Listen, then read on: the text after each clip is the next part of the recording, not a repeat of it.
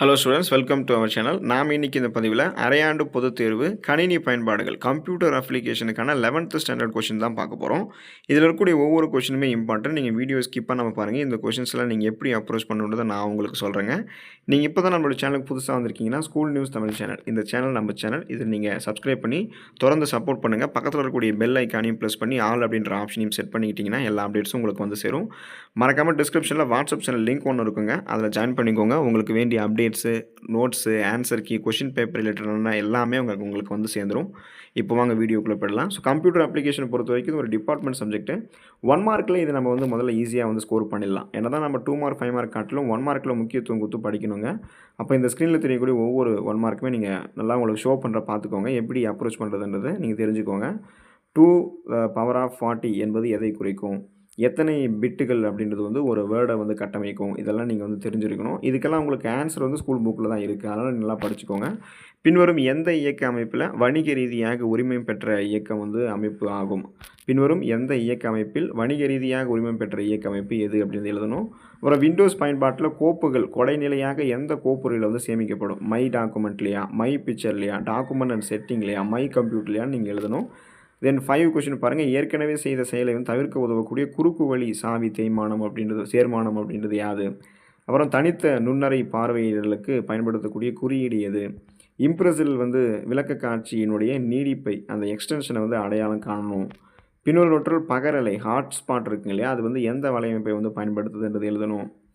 லேனா, பேனா, WANனா, கேனான்னு நீங்கள் எழுதணும். பின்வருவைகளில் வந்து பார்த்தீங்கன்னா எது முடிவு ஓட்டினை வந்து குறிக்க பயன்படுது அப்படின்னு எழுதணும். ஆப்ஷன்ஸ் கொடுத்துருக்காங்க, அது எது சரியோ அதை நீங்கள் எழுதணும். அப்புறம் ஒரு பட்டியல் தொகுதியானது மற்றொரு பட்டியல் தொகுதிக்குள் வரையறுக்கப்பட்டால் அது வந்து என்ன? இன்னர் லிஸ்ட்டா, நெஸ்டட் லிஸ்ட்டா, அவுட்டர் லிஸ்ட்டா, லிஸ்டிங் லிஸ்ட்டா அப்படின்னு எழுதணும். தேர்வு அப்படின்றது என்னால் என்ன? பண்பா, மதிப்பா, HTML ஓட்டா, பெயரான்னு எழுதணும். சிஜியினுடைய விரிவாக்கம் என்ன? காமன் கேட்வே இன்டர்ஃபேஸா, காமன் கேட்வே இன்ஃபர்மேஷனா, காம்ப்ளெக்ஸ் கேட்வே இன்ஃபர்மேஷனா, காம்ப்ளெக்ஸ் கேட்வே இன்டர்ஃபேஸாக நீங்கள் எழுதணும். அப்புறம் இவற்றில் எது மடக்கு கூற்று அல்ல? ஸ்விட்சா, வைலா, டூ வைலா, ஃபாரா நீங்கள் எழுதணும். இந்த மாதிரி ஒவ்வொன்றுமே உங்களுக்கு வந்து இம்பார்ட்டன்ட். 1 மார்க் மட்டும் படிக்காமல் போகாதீங்க. ஒரு மார்க் வந்து நீங்கள் கம்மியாக ஸ்கோர் பண்ணிடுவீங்க. ஸோ இது வரைக்குமே நீங்கள் 1 மார்க் படிக்கலாலும் இந்த 1 மார்க் வந்து படிச்சிருங்கோங்க. முன் வரையறுக்கப்பட்ட செயற்கூறுகள் பின்வருமாறு எவ்வாறு அழைக்கப்படுது? கீழ்கண்டவற்றுள் எது தானே பெருக்கிக் கொள்ளவும் மற்றும் இணைத்து கொள்ளவும் கணிப்பொறி நிரல்கள் தேவையில்லாதது அப்படின்னு எழுதணும். அதுக்கடுத்து பார்த்தீங்கன்னா பகுதி 2 6 2 மார்க் நீங்கள் எழுதணும். 24வது கொஸ்டின் வந்து அதில் கம்பல்சரி. அது உங்களுக்கு நான் வந்து ஷோ பண்ணுற பாருங்கள். TSCIA என்றால் என்ன? அது நீங்கள் எழுதணும். எழுதுனது போக மீதி இருக்கிறதுல 5 2 மார்க் எழுதணும். கிட்டத்தட்ட உங்களுக்கு வந்து பார்த்தீங்கன்னா ஒரு 3 கொஷின் வந்து உங்களுக்கு ஒரு சாய்ஸ் மாதிரி தான் இருக்கும். ஆனால் நீங்கள் சாய்ஸ் விடாமல் எல்லாத்தையுமே படிச்சுக்கோங்க. எழுதும் போது நீங்கள் சாய்ஸ் விட்டு எழுதிக்கலாம். எப்போதுமே நம்மக்கிட்ட ஒரு கொஷின் பேப்பர் கொடுக்குறாங்கன்னா அதில் இருக்கக்கூடிய எல்லா கொஷினுமே நம்ம அப்ரோச் பண்ணியிருக்கணும், ஆன்சர் தெரிஞ்சிருக்கணும். அப்போ தான் நம்ம நல்ல மார்க் வந்து ஸ்கோர் பண்ண முடியும். இதில் பாருங்கள், தரவு மற்றும் தகவல் வேறுபடுத்துக. நிரல் கவுண்டர் அப்படின்னா என்னன்றது எழுதணும். பக்க அமைப்புகள் வந்து எத்தனை வகைப்படும்? இணைய குற்றம் என்றால் என்ன? வழக்கில் இருக்கக்கூடிய நிரல்பட வடிவங்களை வந்து பட்டியலிடு. ஜாவா ஸ்கிரிப்டில் மாறியினுடைய பங்கு பற்றி எழுதலாம். குறிப்பு வரைக, பயனர் வரையறுக்கக்கூடிய செயற்கூறுகள். ஃபிஷிங் அப்படின்னா என்ன? இதெல்லாம் நீங்கள் வந்து எழுதணும். இன்னொரு டைம் கூட ஷோ பண்ணுற பாருங்கள். ஒவ்வொன்றும் இம்பார்ட்டன்ட் தான். அடுத்து பகுதி 3 வந்தீங்கன்னா 6 3 மார்க் வந்து நீங்கள் எழுதணும். அதில் 33வது கொஸ்டின் வந்து கம்பல்சரி. 10 எண்களினுடைய கூட்டலை கண்டறிய செயற்குறியினை பயன்படுத்தி ஜாவா ஸ்கிரிப்ட் நிரல் வந்து எழுதணும். அது போக மீதி இருக்கிறதுல வந்து ஒரு 3 கொஸ்டின் சாய்ஸ் விட்டு நீங்கள் வந்து எழுதுகிற மாதிரி இருக்கும். ஆனால் எல்லாமே படிச்சுக்கோங்க.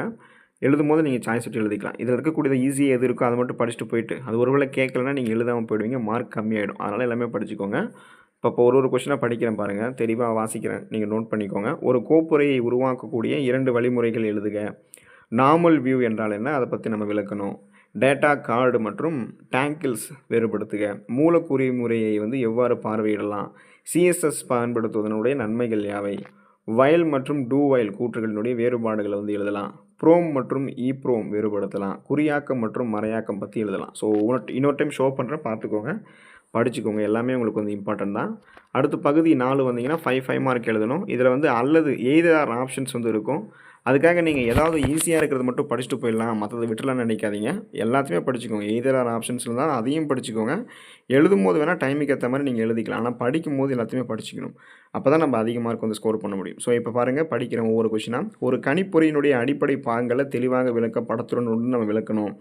அதாவது ஒரு கணிப்பொறி இருக்குங்களே, கம்ப்யூட்டருடைய அந்த அடிப்படை பாகங்கள் அதை பற்றி நம்ம தெளிவாக படம் வரைஞ்சி இப்போ அதை வந்து எக்ஸ்பிளைன் பண்ணணும். அல்லது பரவல் இயக்க அமைப்பினுடைய கருத்துரு பற்றி விளக்கலாம். மேலும் அதனுடைய பயன்பாடுகள் யாவைன்றதை எழுதணும். அதுக்கடுத்து ஒரு நம்பர் குடுத்துருக்காங்க இல்லையா? அந்த நம்பருக்கு நிகரான இருநிலை எண்ணாக அத 35 கொஸ்டின் குடுத்துருக்காங்க பாருங்க. அத எழுதணும். அது ஒரு அதுக்கப்புறம் இன்னும் அத எழுதல அப்படின்னா தான் அடுத்து வந்து பார்த்தீங்கன்னா, இன்னொரு இதில வந்து நீங்க எழுதணும். டைரக்டர்ல பக்க ஓரங்கள மாற்றக்கூடிய வழிமுறைகள பத்தி எழுதலாம். அதுக்கடுத்து 36வது கொஸ்டின் பாருங்க. கீழ்க்காணும் அட்டவணையை உருவாக்க HTML நிரல் வந்து எழுதலாம். அந்த கிளாஸ் குடுத்துருக்காங்கல்ல 11த், 12த் பாய்ஸ் எவ்வளோ, கேர்ள்ஸ் எவ்வளோன்னு குடுத்துருக்காங்க. அதுக்கு நீங்க HTML நிரல் எழுதலாம். இல்லன்னா CSSல இருக்கக்கூடிய எழுத்து மற்றும் உரை உறுப்பு பண்புகள அதனுடைய மதிப்புகளோடு பட்டியலிட்டு விளக்கலாம். அடுத்து 37வது பாருங்க. கணித செயற்குறி பற்றி தகுந்த எடுத்துக்காட்டுடன் விரிவாக எழுதலாம். அல்லது அந்த அந்த புரோகிராம் இருக்கு இல்லையா? 5, 10, 20, 2560 அப்படின்ற அந்த எண் வரிசையை உருவாக்கக்கூடிய வழிமுறையை விளக்கலாம். இணையதள தர தாக்குதலினுடைய வகைகள் யாவை? அல்லது ஸ்விட்ச் கேஸ் கூற்று வந்து நீங்க எடுத்துக்காட்டுடன் விளக்கலாம். ஸோ ஒவ்வொரு கொஸ்டின்ஸுமே இம்பார்ட்டன்ட். முக்கியமான ஒரு சப்ஜெக்ட்டும் கூட இந்த நாம் எழுதக்கூடிய இந்த கம்ப்யூட்டர் அப்ளிகேஷன்ஸ் கணினி பயன்பாடுகள் அப்படின்ற இந்த இது வந்து ஸோ ஒவ்வொன்றா உங்களுக்கு வந்து பொறுமையாக நான் வந்து ஸ்க்ரோல் பண்ணிகிட்டே வரேன் பாருங்கள். வீடியோ வந்து பாஸ் பண்ணி கூட இந்த கொஷின்ஸ்லாம் நோட் பண்ணிக்கோங்க. இதை படிக்காமல் நீங்கள் எக்ஸாமுக்கு போயிடாதீங்க. இதுதான் உங்களுக்கு நான் திரும்பி திரும்பி சொல்லக்கூடிய விஷயம். 1 மார்க்காக இருந்தாலும் 2 மார்க்காக இருந்தாலும் 3 மார்க்காக இருந்தாலும் 5 மார்க்காக இருந்தாலும் எல்லாமே இம்பார்ட்டன்ட் தான். நல்லா படிச்சுக்கோங்க. All the best for your examination. Thank you students.